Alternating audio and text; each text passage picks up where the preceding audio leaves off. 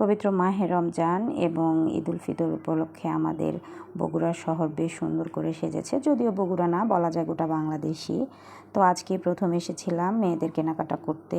যদিও মেয়েদের কেনাকাটা আমার আম্মু অনেকটাই করে দিয়েছে, তারপরও আমাদের তরফ থেকে, তার বাবার পক্ষ থেকে তো ড্রেস সবসময় থাকে মেয়েদের জন্য।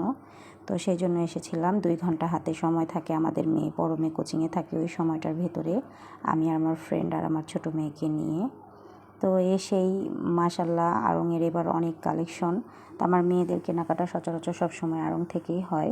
যদিও বেশ কয়েকটা দোকান ঘুরেছি, কিন্তু কোনোটাই আসলে সেভাবে চোখে লাগে নাই। তো আমরা আসলে জানতামই যে আমাদের মেন ডেস্টিনেশন আসলে আড়ংই। তো এসেই কয়েকটা ড্রেস ভালো লাগলো। তো যেগুলাই পছন্দ হয় প্রায় ড্রেসগুলোর ভিতরে হলুদ সবুজের ছোঁয়া বেশি।